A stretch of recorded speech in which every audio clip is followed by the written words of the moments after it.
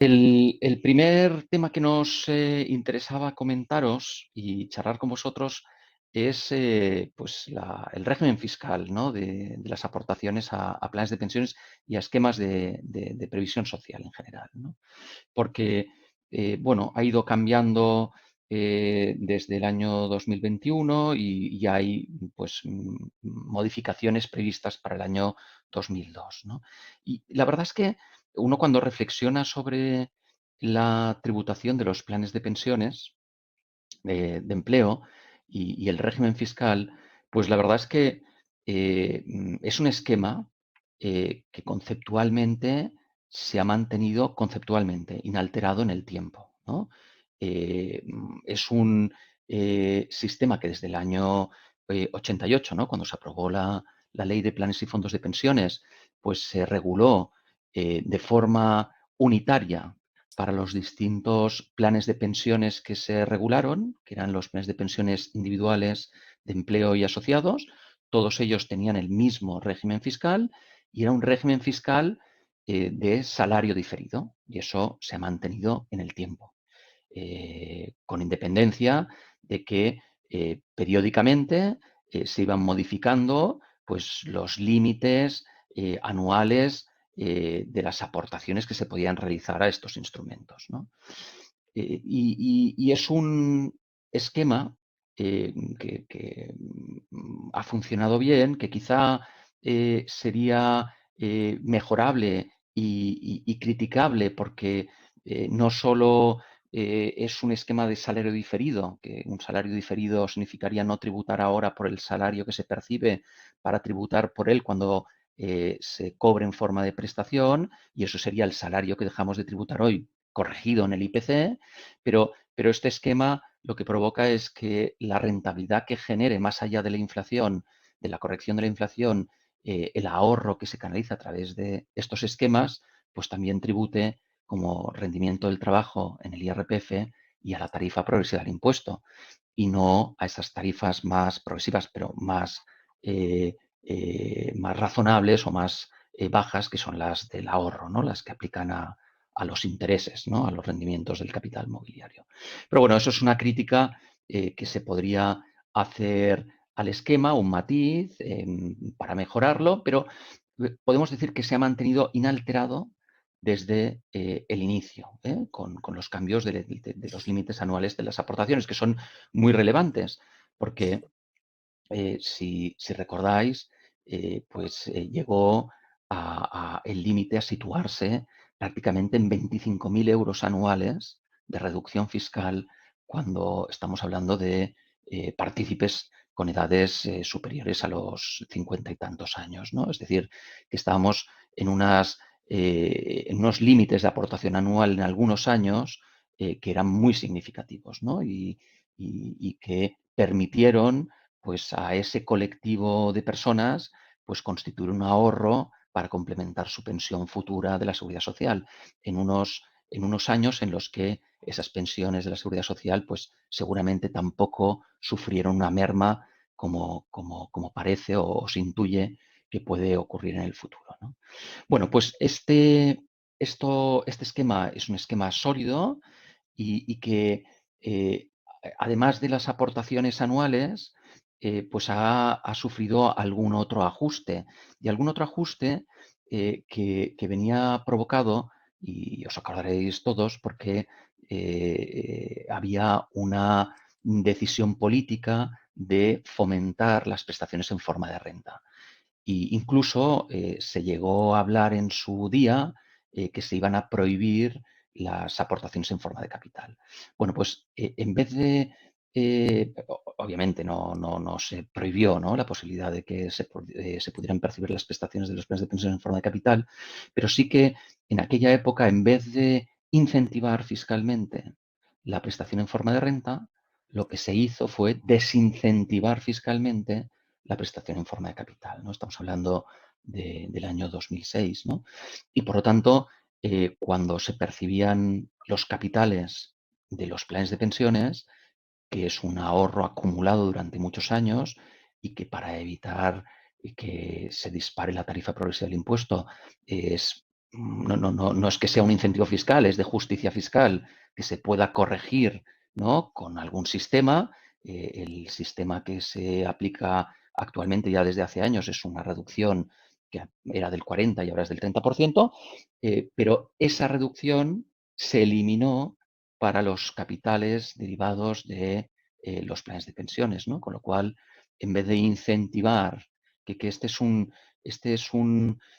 sistema que se utiliza, y ahora lo veremos, que se vuelve a utilizar, en vez de incentivar fiscalmente lo que se quiere fomentar, se desincentiva fiscalmente lo que no se quiere fomentar, ¿no? Y en ese momento lo que se quería fomentar eran las prestaciones en forma de renta y se desincentiva la prestación en forma de capital, eliminando la reducción del 40% que existía, y se mantiene un régimen transitorio que todavía hoy existe para prestaciones derivadas de aportaciones anteriores al 31 de diciembre del 2006, que pueden seguir manteniendo esa reducción, aunque hace unos años se exigió, pues oye, que se cobrara ese capital a los 2 años de la ocurrencia de la contingencia, ¿no? Pero bueno, el esquema básico de tributación de los planes de pensiones se mantiene con esta salvedad, y es que se eliminó el tratamiento de rendimiento irregular para los capitales, y que las aportaciones o el límite de aportaciones anuales pues ha ido variando con el tiempo, ¿no?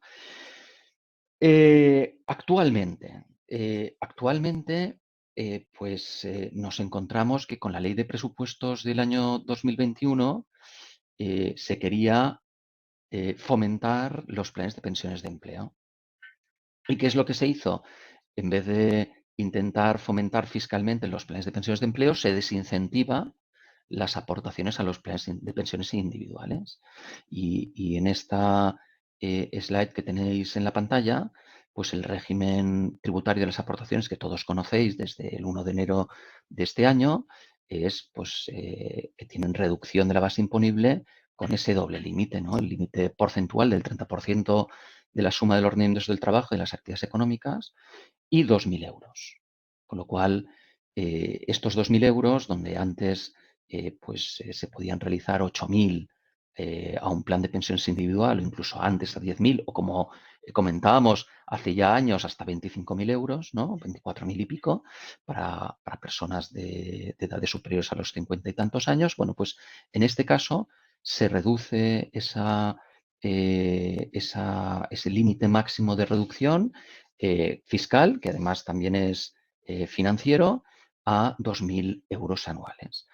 Ahora bien, como se quiere mantener la fiscalidad de los planes de pensiones de empleo, se estableció para este año 2021 que este límite de 2.000 euros anuales era ampliable hasta 8.000 euros más, hasta llegar al límite de los 10.000 euros. Se mejoraba el límite de reducción que había en el 2020 y se equiparaba a los límites de reducción que había anteriormente, con lo cual se podía alcanzar hasta esos 10.000 euros de reducción, pero siempre y cuando este incremento proviniera de aportaciones empresariales. Por lo tanto, aquí vemos que se mantiene, se incentiva o se mejora un poquito las aportaciones a los planes de pensiones de empleo, y sin embargo se desincentiva las aportaciones a los planes de pensiones individuales, ¿no?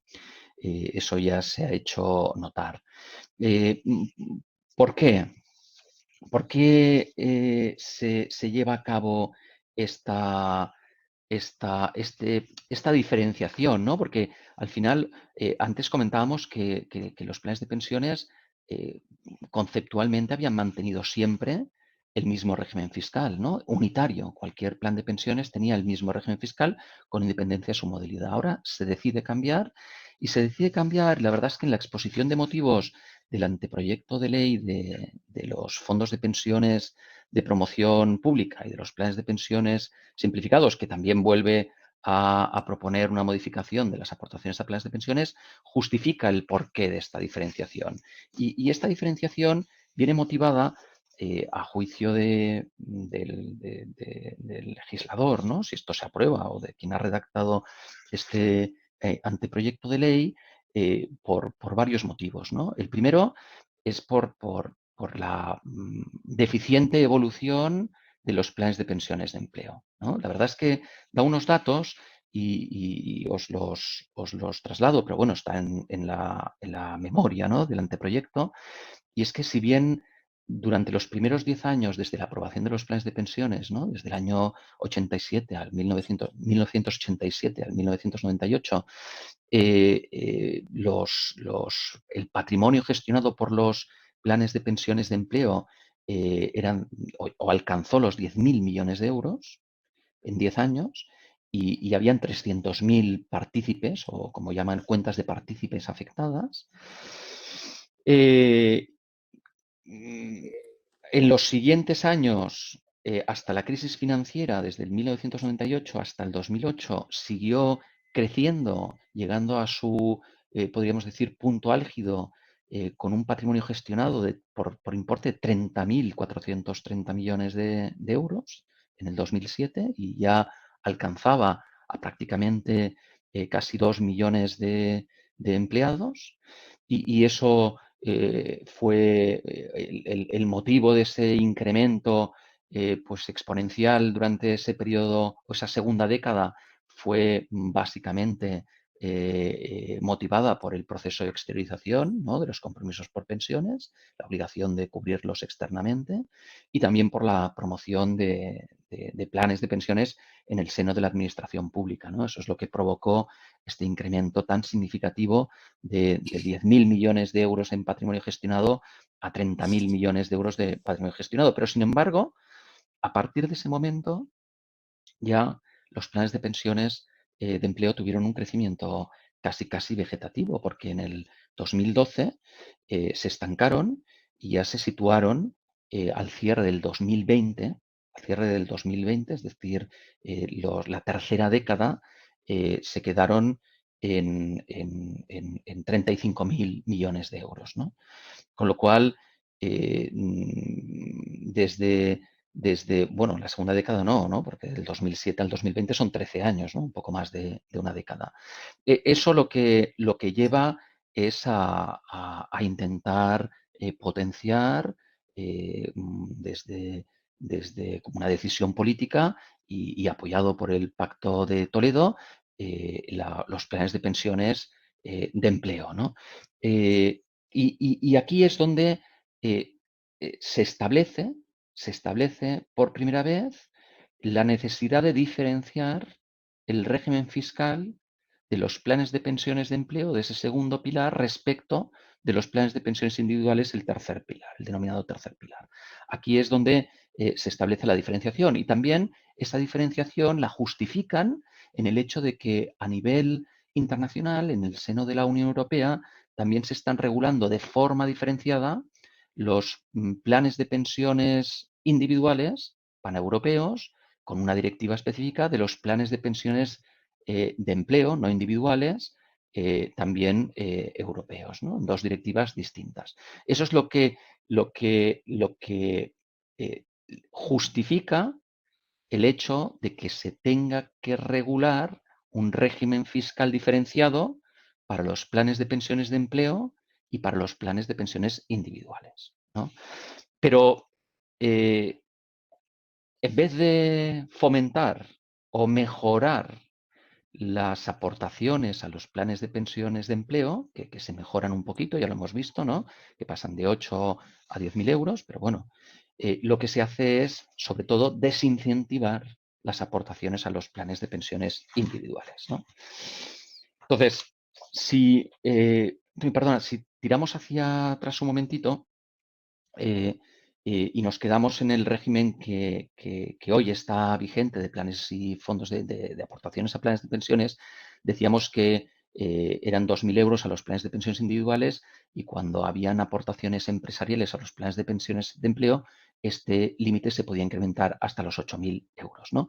Y aquí dentro de esa mejora o de esa ampliación del límite hasta de 8.000 euros, también se incluían las aportaciones que los empresarios individuales podían realizar a los planes de pensiones de empleo o a las mutualidades de previsión social, en las que a su vez eran promotores y partícipes o mutualistas. Y también a los PPSs y colectivos de dependencia, a los que a su vez el empresario individual era tomador y asegurado, ¿no?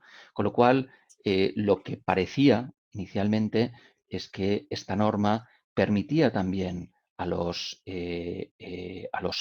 empresarios individuales el poder pues aprovecharse de este incremento, ¿no? Hasta 10.000 euros de las aportaciones de las contribuciones empresariales a los planes de empleo. El problema es que se plantearon varias cuestiones, ¿no? Y varias dudas. La primera duda en relación a los empresarios individuales era, como la norma solo hablaba de empresarios individuales, si eso alcanzaba también a los profesionales, que también son autónomos, ¿no? Y se planteaba la duda, ¿no? Porque la literalidad de la norma es bien clara, aunque no hay una definición exacta de qué es un autónomo, un profesional y un empresario, se planteó esa duda. La verdad es que tuvimos la oportunidad de comentarlo con la Dirección General de Tributos y entendían que el concepto de empresario individual también alcanzaba al profesional, al profesional también autónomo individual. La segunda cuestión que se planteaba en relación a los empresarios o profesionales es si podían realizar estas aportaciones sin tener empleados. Y en esta segunda cuestión, pues parece que no. Parece que si un empresario individual o un profesional no tiene empleados, no puede constituir un plan de pensiones de empleo en el que él sea el promotor y el único partícipe para pues realizar esa aportación de 8.000 euros adicionales a los 2.000 que podría realizar, ¿no? Estas eran unas dudas que se planteaban respecto al alcance del concepto de empresario o profesional cuando tenía o no empleados. Pero además también se plantearon otras cuestiones y otras dudas que presentaba esta nueva redacción de la reducción fiscal. Y una de ellas era si este límite de 10.000 euros, de 2.000 que se podían realizar al plan de pensiones individual más 8.000 al plan de pensiones de empleo, si no se realizaban aportaciones al plan de pensiones individual, la empresa podía realizar hasta 10.000 euros como aportación empresarial. Y eso, pues es así, efectivamente. Si no hay aportación individual por parte del empleado, pues la empresa podría llegar a realizar aportación de hasta 10.000 euros para agotar el límite. Es decir, que no estaría limitada la aportación de la empresa a 8.000 euros, sino que podría, siempre y cuando no haya aportación individual, podría llegar hasta esos 10.000 euros, ¿no? La segunda cuestión que se planteaba era si eh, esas aportaciones empresariales podían realizarse en el marco de un esquema de retribución flexible. Es decir, los esquemas de retribución flexible, como sabéis, son acuerdos mediante los que la empresa y el trabajador deciden innovar su esquema retributivo, reduciendo su retribución dineraria a cambio de percibir retribución en especie. Y en este caso sería a cambio de una retribución en especie consistente en la aportación empresarial a un esquema de previsión social, ¿no? En este caso, a un plan de pensiones de empleo, aunque también, como sabéis, también están los planes de previsión social empresarial, ¿no?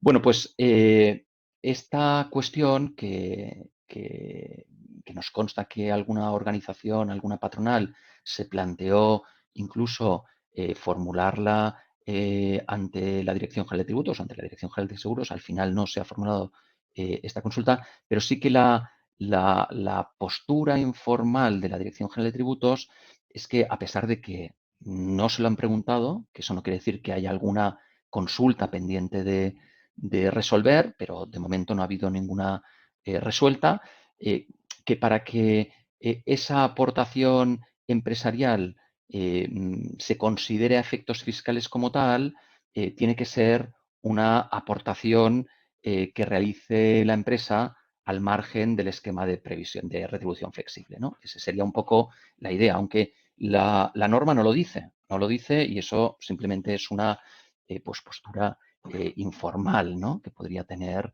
este órgano directivo de la Dirección General de Tributos, ¿no? Pero no hay ninguna resolución. De hecho, muchas empresas tenían esquemas de retribución flexibles o planes de pensiones de empleo vinculados a los esquemas de retribución flexible mucho antes del 2021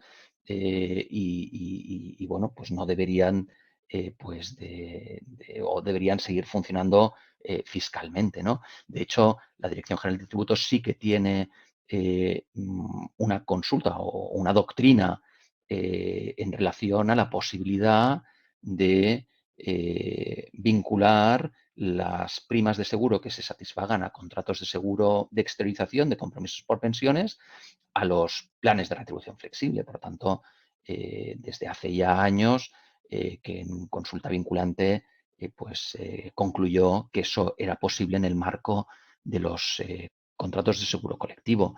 En el marco de los planes de pensiones de empleo hay una consulta en la que es algo confusa, pero lo que viene a decir es que siempre y cuando sea una aportación empresarial, porque derive de una innovación del esquema retributivo y no sea una mera mediación en el pago en el que se realicen aportaciones voluntarias por parte de los partícipes, pues si jurídicamente está bien estructurado y se produce esa novación del esquema retributivo y en la modificación de la naturaleza jurídica de la aportación, que deja de ser individual del empleado, voluntaria, para ser de la empresa, pues eso debería funcionar. Pero lo cierto es que como lo que se pretendía y comentamos al principio con esta norma, la finalidad era diferenciar el tratamiento fiscal de las aportaciones a los planes de pensiones de empleo de las individuales, desincentivando a las individuales, es lógico que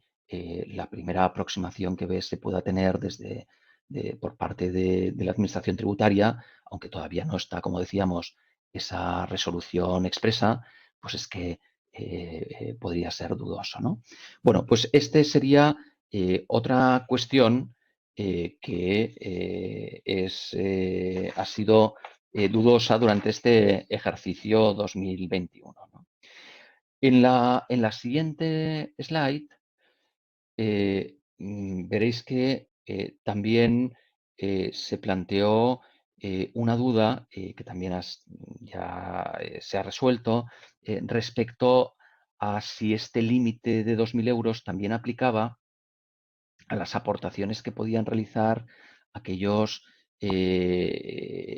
colegiados en colegios profesionales, pero que trabajaban por cuenta ajena, ¿no? Entonces, es que hay una disposición transitoria, que es la novena de la ley del IRPF, que permite también las aportaciones que realicen estos trabajadores por cuenta ajena a estas mutualidades de previsión social, ¿no? Que operaban como alternativas, que se reduzca de la base imponible, ¿no? Y el problema es que muchos de estos trabajadores por cuenta ajena venían realizando aportaciones con reducción por encima de los 2.000 euros y la verdad es que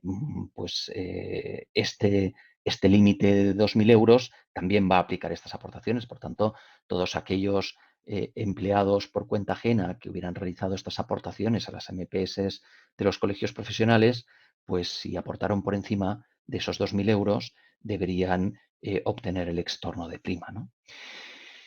Y por último, estaba la duda que ya hemos comentado, que la tenéis en esta slide, que ya hemos comentado antes sobre el alcance del empresario individual, ¿no? Si era también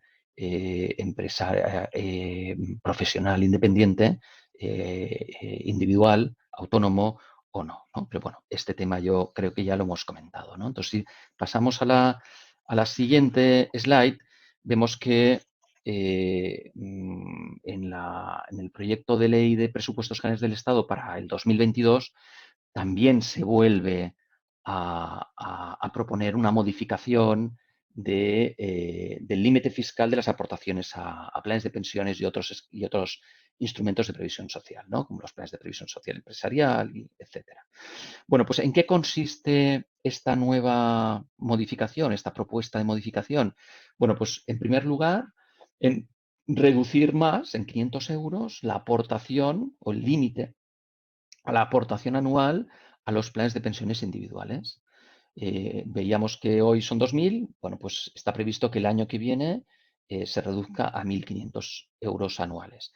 Pero al mismo tiempo se incrementa hasta 8.500 euros, pudiendo llegar a los 10.000 euros, las aportaciones empresariales que se realizan a los planes de pensiones de empleo o los planes de previsión social empresarial, ¿no? Este es, con lo cual, lo que se reduce y se desincentiva de los planes de pensiones individuales se trasvasa como mejora a los planes de pensiones de empleo, ¿no? En esa dinámica de diferenciar el régimen fiscal de estas dos modalidades de planes de pensiones, desincentivando la aportación al plan de pensiones individual. Bueno, esta es podríamos decir, la modificación más visible, pero hay otra que también es muy relevante, y es que en el proyecto de ley de modificación de la ley del IRPF se establece que a efectos de la reducción fiscal, las cantidades que aporte la empresa a estos planes de pensiones de empleo o planes de previsión social empresarial que deriven del trabajador no tendrán la consideración de aportaciones empresariales, es decir, tendrán la consideración de aportaciones voluntarias del trabajador. Con lo cual, eh, fijaros que lo que comentábamos, la duda que se planteaba este 2021 de si se podía seguir vinculando o se podía vincular las aportaciones a los planes de pensiones empresariales a los planes de retribución flexible y que hoy la ley no tiene ninguna norma que expresamente lo prohíba, eh, cuando se apruebe la ley de presupuestos generales para el 2022, sí que se establecerá una norma en la que expresamente se calificará como aportación del trabajador aquellas aportaciones que deriven de una decisión del trabajador. Es decir, no tiene que ser una decisión unilateral, puede ser una decisión por mutuo acuerdo en el marco de un plan de retribución flexible. Por tanto, en este caso, a partir del 2022, si se aprueba como está el proyecto, que parece que sí, pues definitivamente los planes de retribución flexible pues dejarán de poderse vincular a las aportaciones de los planes de pensiones, ¿no? Hay otra, hay otra modificación importante, y es que lo que se prevé es que el límite de 8.500 euros, es decir, que los empleados puedan empatar la aportación de la empresa, ¿no? Es decir, como lo que pretende o tal como está redactada la norma hoy, lo que exige es que haya un esfuerzo empresarial, es decir, que la aportación al plan de pensiones sea un mayor coste salarial, ¿no? Eso pues evitaba o desincentivaba que estos planes de pensiones pudieran tener pues un impulso relevante. Entonces, lo que se prevé es que las aportaciones, que el empleado pueda realizar aportaciones voluntarias a los planes de pensiones con reducción para hasta empatar la aportación que realiza la empresa. De esta forma, yo creo que en la siguiente tenemos un ejemplo, en la siguiente slide hay un ejemplo. De esta forma, si la empresa realiza una aportación de hasta 4.250 euros para agotar el empleado podría llegar a empatarla con una aportación voluntaria de 4.250 euros que podría tener reducción en la base imponible. Por lo tanto, podría reducir hasta 8.000. Entonces, en este cuadro que tenéis, hemos hecho un ejemplo para ver qué posibilidades existen, ¿no? Y entonces, en la primera columna que está el sujeto aportante entre empresario y trabajador. La segunda columna es la reducción por aportaciones a planes de pensiones individuales. Bueno, vemos que el trabajador puede aportar a su plan de pensiones individual hasta 1.500 euros y eso será lo máximo que podrá reducir. Si tuviera un plan de pensiones de empleo, el plan de pensiones de empleo, si la empresa realiza una aportación de hasta 4.250 euros, podrá deducir los 1.500 de su individual más los 4.250 de la aportación empresarial. Que esta aportación empresarial podría llegar hasta los 8.500 y podría reducir 10.000. Pero la empresa, si llegara a aportar menos de 8.500, podría llegar a aportar a 4.250 y el empleado podría, con aportaciones voluntarias al plan de pensiones, realizar una aportación de 4.250 para aprovechar el máximo de reducción fiscal de los 10.000. Por lo tanto, siempre y cuando la empresa realice aportaciones empresariales al plan de pensiones de empleo, el empleado podrá empatar esa aportación con el límite de los 8.500 euros, ¿no? Bueno, es una mejora relevante respecto a la regulación que teníamos en el 2021, en el que toda la aportación, si no se puede utilizar el plan de retribución flexible, si se llegara a esa conclusión, toda la aportación empresarial tendría que derivar de un esfuerzo o de mayor coste salarial de la empresa, ¿no? Y nunca de una aportación voluntaria del empleado. Bueno, pues con la modificación que se prevé en la ley de presupuestos, en el proyecto de ley de presupuestos generales del Estado, ya se establece un sistema mixto de aportación en el que los empleados podrán empatar la aportación que realice la empresa hasta un importe máximo de 4.250 euros, ¿no? Entonces, lo que es relevante o las dudas que se pueden plantear ahora es, uno, estos 4.200 hasta 4.250 euros, ¿no? Que podría el empleado llegar a empatar la aportación de la empresa de 4.250 euros.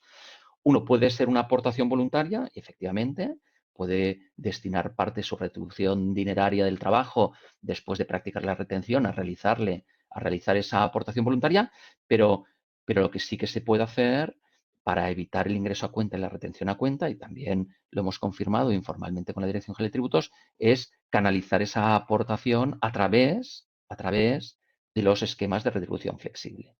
En ese caso, no será una contribución empresarial a efectos fiscales, que sí jurídicamente, pero sí que será una aportación voluntaria a efectos fiscales, pero que no estará sujeta a ingreso a cuenta. Esta sería la posibilidad que se abre en el 2022 para canalizar estas aportaciones vía retribución flexible y evitar ese coste financiero que es la retención o ingreso a cuenta, ¿no?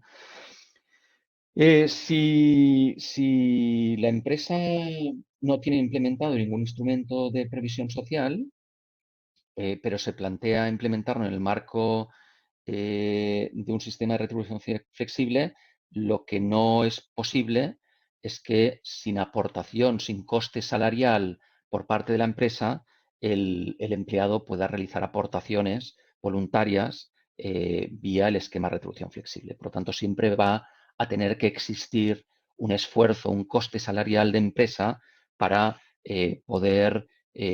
para que el empleado pueda realizar aportaciones voluntarias al plan de pensiones. ¿Vale? Y finalmente, las novedades que se prevén para la Ley de Presupuestos Generales del Estado, pero para el 2022, pero también recientemente se hizo público un anteproyecto de ley para regular los fondos de pensiones de promoción pública y los planes de pensiones simplificados que vuelve a proponer una modificación del régimen fiscal de las aportaciones a planes de pensiones, ¿no? ¿Y en qué consiste esta modificación? Bueno, esta modificación, como comentábamos antes, y no lo corrige la propuesta de la ley del proyecto de ley de presupuestos generales del Estado, pues perjudica a los empresarios individuales o autónomos sin empleados, porque este colectivo con la redacción actual de la ley y con la que se prevé con la de presupuestos generales del Estado, pues no va a poder realizar aportaciones más allá de los 1.500 euros, ¿no?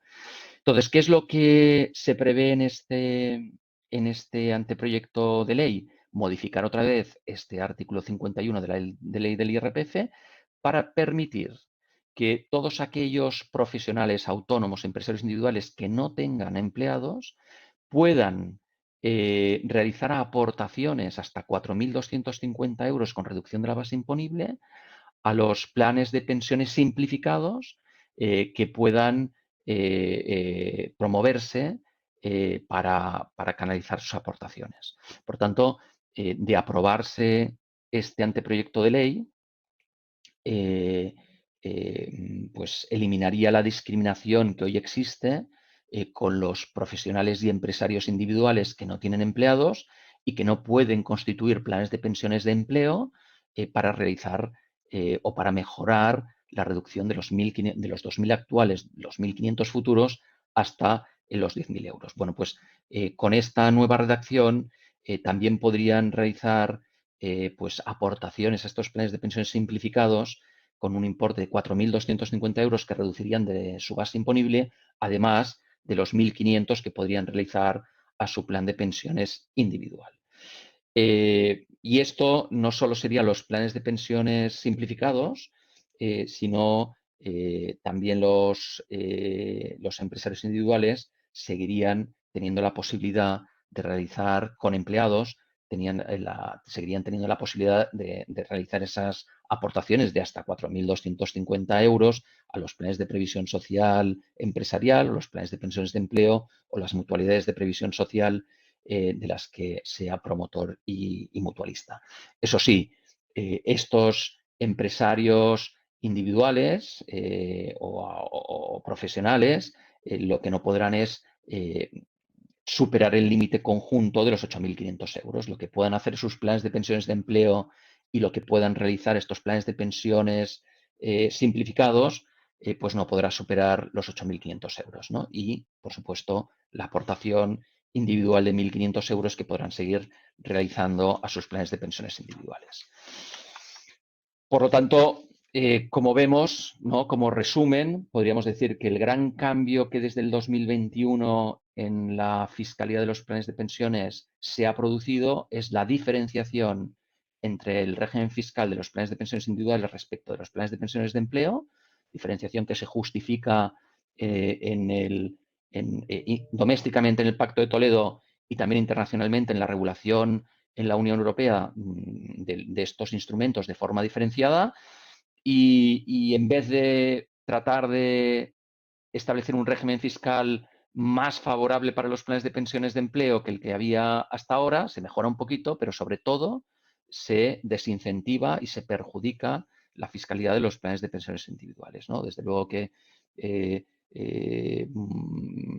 es una forma de fomentar el plan de pensiones de empleo, pero a costa del plan de pensiones de individual. Y a lo mejor lo que se podría o que se podría tratar de realizar es, sin perjudicar el individual, tratar de fomentar el empleo también con todas estas medidas que se prevén para la Ley de Presupuestos Generales del Estado del 2022 y en el anteproyecto de ley de los fondos de promoción, de pensiones de promoción pública y planes de pensiones simplificados, ¿no? Bueno, este sería la primera pata y yo ahora le doy paso a mi compañero Antonio Salas para que comente las novedades, otras novedades de la Ley de Presupuestos Generales del Estado para el 2022. Bien, gracias Adolfo. Bueno, pues seguimos con la otra de las grandes novedades que ya ha sido anunciada y que seguro que todos conocéis, ¿no? Pero que nuestra intención es explicar ahora un poco más en detalle, y es el famoso tipo mínimo del impuesto sobre sociedades o tributación mínima, ¿no?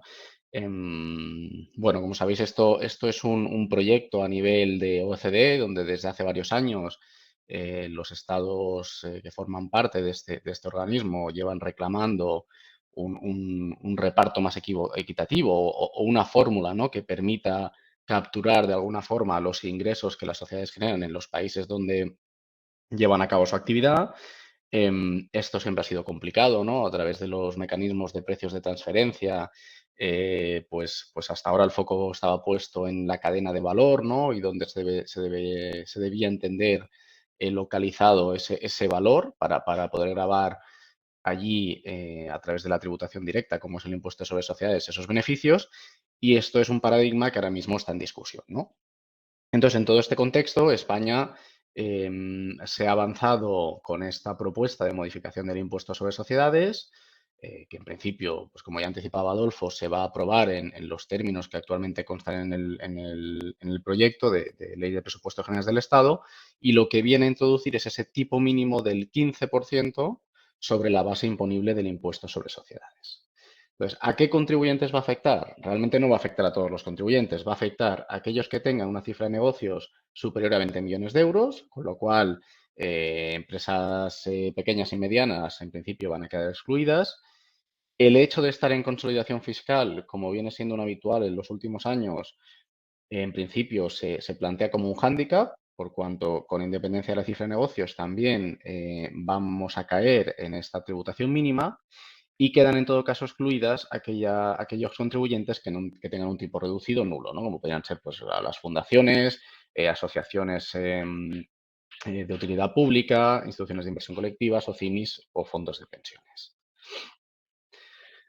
Entonces, como anticipaba, el tipo mínimo consiste, en esencia, en una cuota a pagar del impuesto equivalente al 15% de la base imponible tras los ajustes de reserva de nivelación. Esto quiere decir que en el cálculo del impuesto, y luego lo veremos en mayor detalle, como sabéis, se parte del resultado contable, se hacen los ajustes extracontables que pertoquen, tenemos la reserva de capitalización en caso de aplicar y la compensación de bases imponibles negativas con los límites que también conocéis y eso nos dará la base imponible. En el caso de ser PYME, además, podremos aplicar los ajustes de reserva de nivelación. Sobre ese resultado es sobre lo que aplicará el conocido como tipo mínimo del 15%. Ahora bien, hay unas reglas especiales, ¿no? Donde este 15% no se respeta, que son las que os enumeramos, las que os enumeramos aquí. En lugar de un 15%, ese tipo mínimo es de un 18% para las entidades que están sujetas a un tipo nominal del IS del 30%, como son las instituciones financieras y las actividades de explotación de hidrocarburos. En el caso de entidades de nueva creación, dado que su tipo nominal del IS no es el tipo general del 25% durante los primeros años, sino que es un 15%, este tipo mínimo pasa a ser un 10 en lugar del 15. En el caso de cooperativas, donde, como por si no lo sabéis, tienen unos sistemas de cálculo del impuesto un tanto distintos, ¿no? Con motivo de las dotaciones a los fondos que establece la normativa. Aquí, de forma excepcional, se evita la fórmula de la base imponible y lo que se establece como tipo mínimo directamente es un 60% de la cuota íntegra. Y, por último, en las entidades CEC, son las entidades de la Zona Especial Canarias y que gozan de un régimen privilegiado en el sentido de que tributan al 4% sobre todas aquellas rentas por actividades desarrolladas materialmente en Canarias. Esas rentas quedan excluidas del tipo mínimo del 15% y solo aplicará respecto a las rentas generales que tengan estas entidades, por ejemplo, en actividades que desarrollen directamente en la península. ¿Qué es lo más relevante a tener en cuenta a la hora de este tipo mínimo? Pues es precisamente cuál es el impacto de las deducciones, ¿no? En este sentido, el proyecto de modificación lo que establece es que las deducciones por doble imposición permiten minorar el importe de la tributación mínima. Es decir, que en un escenario en que tengamos deducciones por doble imposición, podremos aplicarlas aunque ello nos lleve a una cuota a pagar inferior al 15% de la base imponible. Esto tiene sentido, por cuanto de lo contrario lo que estaría generando este tipo mínimo es precisamente una situación de doble imposición, ¿no? Pongamos un escenario en el que recibimos dividendos del extranjero, estos tienen deducción por doble imposición porque han pagado allí y aquí nos hiciesen pagar un 15%, ¿no? Podríamos estar hablando de una tributación efectiva, por ejemplo, pues de un 20% extranjero más el 15% español de un 35%, ¿no? Y esto iría en contra seguramente de los convenios de doble imposición que España pudiese haber firmado con ese país y la normativa internacional. Con lo cual, aquí el legislador sí que ha permitido aplicar estas deducciones ignorando de alguna forma la cuantía de este tipo mínimo que establece la normativa. Sin embargo, en el resto de deducciones, como podrían ser cine, I+D, creación de empleo, etcétera, el tipo mínimo sí que va a aplicar. Con lo cual, a la práctica, esta medida lo que supone es un nuevo límite a la aplicación de este tipo de deducciones. Veámoslo con un ejemplo que yo creo que se entenderá mejor. Tenemos que tener siempre en cuenta dos variables a la hora de calcular este tipo mínimo, ¿no? Tenemos a la derecha la variable b, sería el cálculo estricto sensu del tipo mínimo, ¿no? La base imponible por el 15% es lo que nos daría la cuota líquida mínima.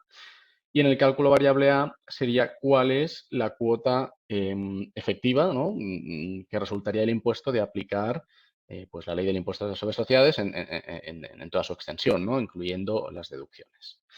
Si la cuota íntegra según el cálculo A es inferior al cálculo B, nos iremos siempre al 15% de la base imponible, salvo, como anticipaba antes, que ello se deba a deducciones por doble imposición.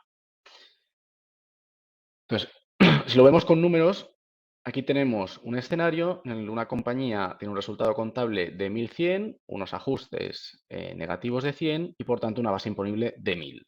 La cuota íntegra previa sería de 250 euros y en este ejemplo planteamos unas deducciones por doble imposición de 125, con lo cual la cuota íntegra teórica del impuesto sería de 125. ¿Qué ocurre si aplicamos la fórmula que está prevista para el tipo mínimo? Que un 15% de la base imponible nos daría una cuota líquida mínima de 150 euros, en principio superior a la cuota íntegra. No obstante, como antes decíamos, las deducciones por doble imposición se pueden aplicar y en ese caso, excepcionalmente, la cuota que resulte es la que se considera la cuota líquida mínima. Con lo cual, en un caso como este, en el que tenemos deducciones por doble imposición, no opera la nueva tributación mínima y podríamos realizar la liquidación con una cuota íntegra de 125, como vemos en la columna de la izquierda. No obstante, si vamos a un escenario con los mismos números en el que no tenemos deducciones por doble imposición, sino que tenemos otro tipo de deducciones, apuntado aquí, I+D, cine, creación de empleo, etcétera, vemos que la cuota líquida que resultaría en este ejemplo sería de 187, mientras que la cuota líquida mínima sería de 150. En este caso, como la cuota íntegra, vamos a llamarle ordinaria, es superior a la cuota líquida mínima, el tipo mínimo no aplicaría y nuestra cuota a ingresar del impuesto sería 187 euros. Ahora bien, ¿qué pasaría si esas deducciones fuesen de un importe superior? En este tercer escenario, los mismos números, pero con unas deducciones por 125. La cuota ordinaria sería de 125. Como tenemos una cuota íntegra de 250 euros, aplicamos deducciones por 125, nos queda una cuota de 125. Pero ¿qué pasa? Que la cuota mínima que resultaría por el nuevo artículo 30 bis sería de 150, es decir, el 15% de la base imponible.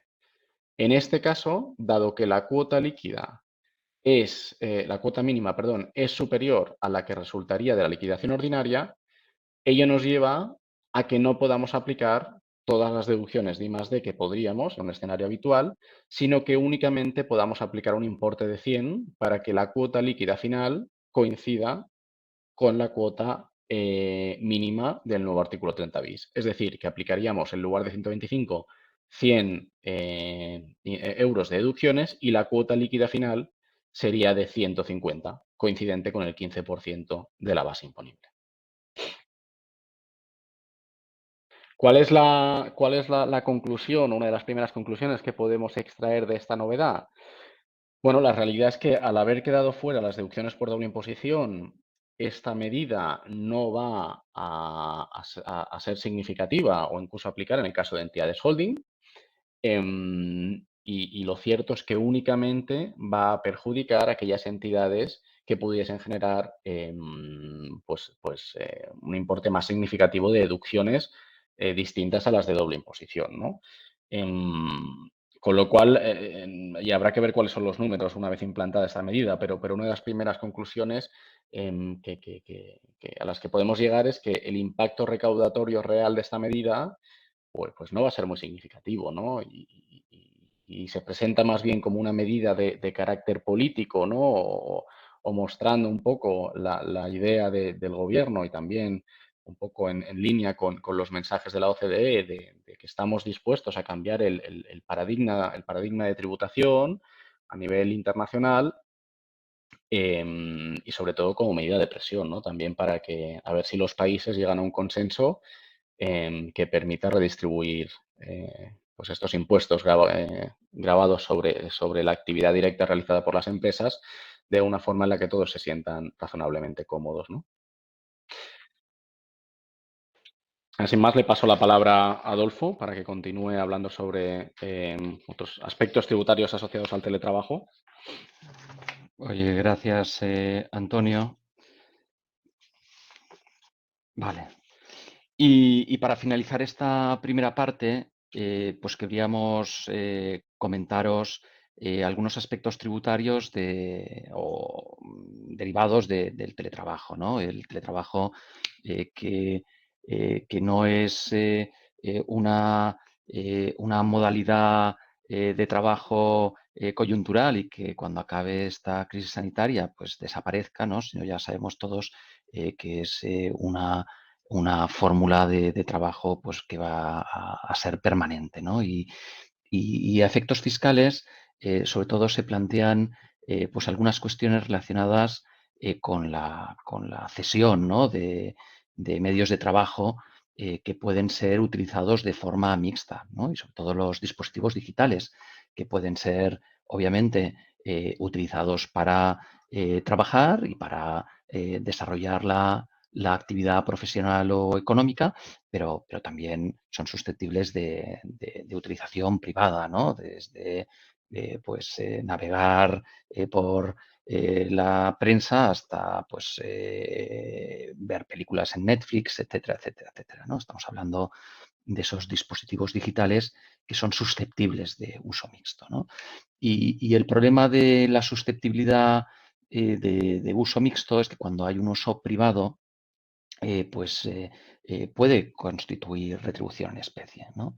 De hecho, esto es algo habitual en los vehículos de empresa y no únicamente voy a hablar de vehículos de empresa para tener una referencia, ¿no? Que todos conocemos, en los que, pues como hay un uso, la cesión de vehículos de empresa, hay un uso privado y un uso empresarial, pues la parte de uso privado pues constituye retribución en especie, ¿no? Del trabajo y, por tanto, debe tributar en el IRPF, ¿no? De hecho, el artículo 42.1 de la ley del IRPF claramente establece que constituye retribución en especie la utilización, consumo u obtención para fines particulares de bienes, derechos, servicios de forma gratuita por precio inferior al normal de mercado, ¿no?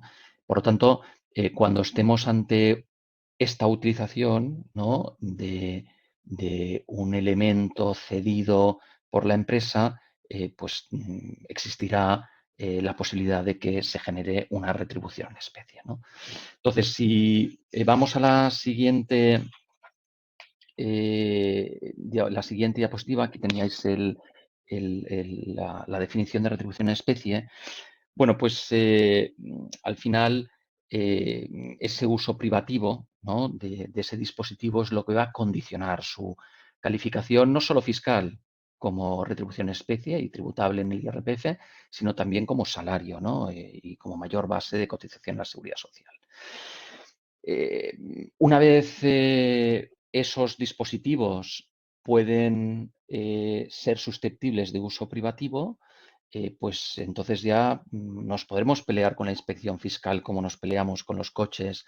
¿Cuál es el criterio de imputación de retribución en especie? Si es por el uso efectivo o es por la disponibilidad de uso, ¿no? Porque sabéis que en el caso de los vehículos de empresa, pues la inspección fiscal entiende, o bueno, hay una problemática y una polémica sobre si el coche que está por las noches en el parking privado del empleado, como es susceptible de uso privado, tendría que ser también retribución especie. Pero bueno, esa es otra discusión, ¿no? En el caso de los dispositivos digitales, lo que se podría pues es para tratar de evitar que exista esta retribución en especie por su uso privativo, es pues modificar las políticas de cesión de estos dispositivos y los protocolos, estableciendo una prohibición absoluta para su uso por motivos personales. Es decir, que la empresa acordara con los trabajadores que única y exclusivamente esos dispositivos se podrían utilizar por motivos empresariales. Eso podría evitar la consideración como retribución en especie, ¿no? Porque luego si ese dispositivo se utiliza para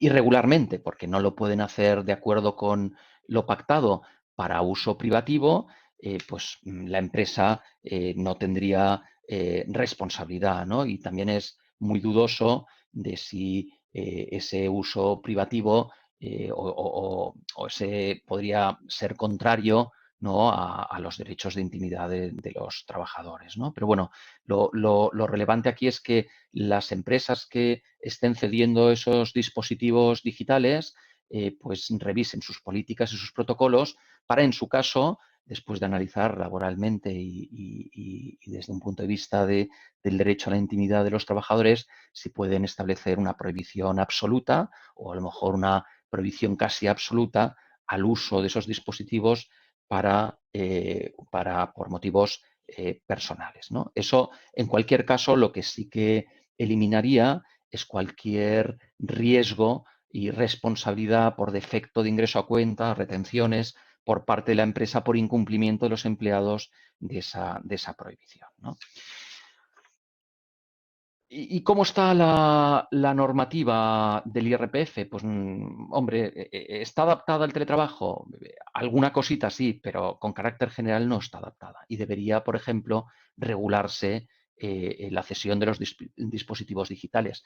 De hecho, en la ley del IRPF hace ya tiempo, en la entrega de estos dispositivos y conexión a Internet, etcétera, era una renta no sujeta al IRPF, porque se pretendía fomentar pues el uso, ¿no? de las nuevas tecnologías por parte de los empleados. Pero eso ya desapareció y se eliminó de la ley del IRPF, pero quizás sería bueno volverlo a regular. Actualmente únicamente se reguló a partir de 1 de enero del 2020 los famosos tickets restaurante, ¿no? O las comidas de las dietas, ¿no? Porque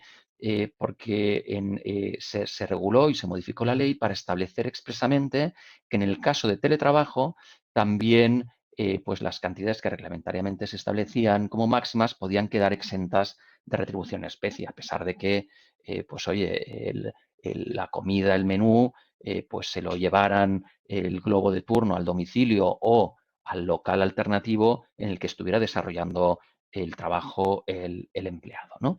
Pero todavía queda mucho camino. Esto es lo único que se ha adaptado de la ley del IRPF para regular el teletrabajo. Y luego, otra cuestión que se plantea es cómo deben tributar las compensaciones, ¿no?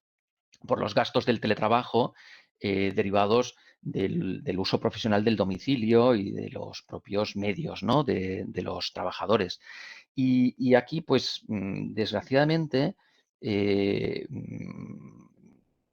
cualquier compensación que se paga a tanto alzado, pues eso, a pesar de que derive de la negociación colectiva y cuanto más desvinculado está del uso efectivo, del coste efectivo de la utilización de esos medios personales, pues más cercano estará a la consideración de salario y de retribución en especie. Por lo tanto, cuando hay una compensación a los trabajadores, eso siempre el Estatuto de los Trabajadores establece que es una presunción de existencia de un salario. Por lo tanto, la naturaleza de esa compensación siempre es salarial. A efectos fiscales, esa presunción salarial significa que sea retribución del trabajo, esas cantidades dinerarias que se satisfacen para compensar gastos, máxime cuando son a tanto alzado, ¿no? Eh, la Dirección General de Tributos, en la siguiente transparencia lo veréis, sí que se ha posicionado en el caso de que esos gastos se justifiquen con facturas, pero claro, y en ese caso entiende que eso no es retribución del trabajo. Pero claro, administrativamente, tener que justificar con facturas cuál es el consumo efectivo de suministros o de Internet, pues es una tarea que no sé si es imposible, pero desde luego muy complicada, ¿no? Otra cuestión es si hay una factura concreta por un gasto específico para adaptar pues un cuarto a las necesidades del trabajo, que allí sí que podría haber una factura y esa factura se podría entregar a la empresa para que reembolsara el coste que por motivos empresariales ha sufrido el empleado. Eso no sería rendimiento del trabajo. Pero si no hay factura y además se pactan, aunque sea colectivamente, indemnizaciones a tanto alzado, compensaciones a tanto alzado, pues eso está, es difícil separarlo o descalificarlo como un rendimiento del trabajo a efectos fiscales y también a efectos laborales. Por lo tanto, sería comentaros estas 4 aspectos del teletrabajo que sin duda deberían, pues, o sin duda, a corto plazo debería adaptarse la norma fiscal para poder dar respuesta a esta situación anómala, ¿no? En el que se tenga que tributar por unas cantidades que los empleados destinan a realizar su trabajo, ¿no? Aunque sea en su domicilio o en un local alternativo a la sede al centro de trabajo de la empresa, ¿no? Muy bien, yo creo que con esto acabamos el primer bloque